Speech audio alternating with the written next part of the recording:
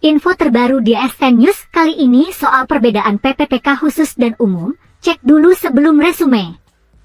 Pendaftaran pegawai pemerintah dengan perjanjian kerja (PPPK) telah dibuka sejak 20 September 2023. Ini merupakan proses rekrutmen PPPK, baik untuk kategori khusus maupun umum. Lantas, apa perbedaan PPPK khusus dan umum?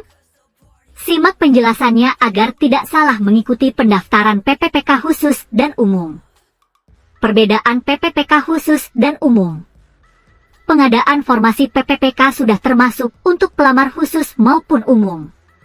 Lantas, apa perbedaan PPPK khusus dan umum? Berikut jawabannya seperti dikutip dari pengumuman nomor P6676-SJ-B22-MKP 00109-2023 tentang pelaksanaan seleksi calon pegawai pemerintah dengan perjanjian kerja Kementerian Agama tahun anggaran 2023. PPPK khusus adalah program seleksi pendaftaran PPPK yang ditujukan untuk pelamar ex-tenaga kerja honorer kategori 2, THK 2.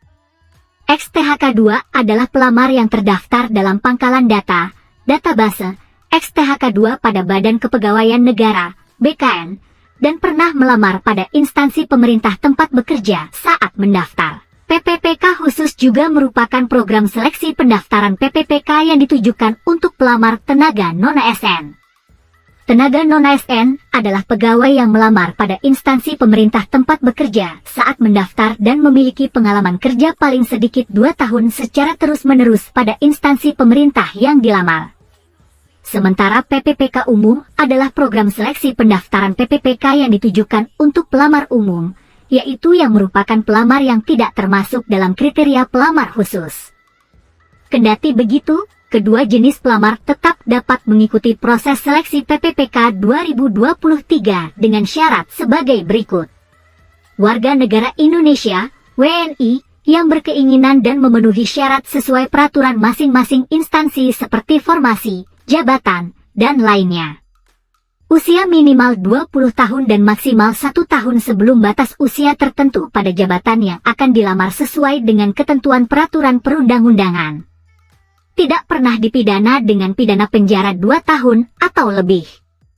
Tidak pernah menjadi anggota atau pengurus partai politik atau terlibat politik praktis. Memiliki kualifikasi pendidikan sesuai dengan persyaratan jabatan.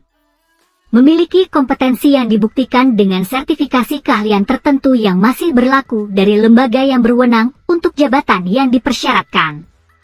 Sehat jasmani dan rohani sesuai dengan persyaratan jabatan yang dilamar. Persyaratan lain sesuai kebutuhan jabatan yang ditetapkan oleh PPPK. Tidak berkedudukan sebagai CPNS, PNS, anggota TNI, maupun Kepolisian Indonesia. Tidak pernah melakukan atau terlibat tindakan pelanggaran seleksi dalam 3 periode seleksi calon ASN sebelumnya. Tidak berstatus sebagai peserta lulus seleksi calon ASN yang sedang dalam proses pengusulan penetapan NIP PPPK. Memiliki pengalaman terkait dengan bidang tugas jabatan yang dilamar. Selanjutnya, kedua jenis pelamar baik PPPK khusus maupun umum juga sama-sama harus mengikuti seleksi administratif dan kompetensi. Perbedaan selanjutnya ada di bagian pengolahan hasil akhir seleksi kompetensi, yaitu pelamar yang dinyatakan lulus seleksi jika memenuhi nilai ambang batas berperingkat terbaik. Pelamar akan diberi nilai tambahan pada seleksi kompetensi teknis apabila memiliki sertifikat kompetensi atau ketentuan lain yang ditetapkan oleh Menteri. Selain itu, jika masih ada kebutuhan yang tidak terpenuhi di instansi daerah, maka kebutuhannya dapat diisi oleh pelamar pada jabatan dan kualifikasi pendidikan yang sama dari unit penempatan atau lokasi kebutuhan berbeda serta memenuhi nilai ambang batas dan berperingkat terbaik. Sementara jika masih ada kebutuhan yang tidak terpenuhi di instansi pusat, maka pengisian kebutuhannya hanya diberlakukan pada instansi pusat yang melakukan pengelompokan. Pengelompokan ini berasal dari pelamar pada kebutuhan kelompok jabatan yang sama.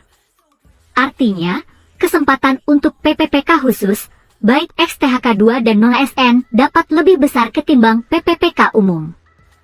Pantau info terbaru seputar PPPK dan CAS di ASN News.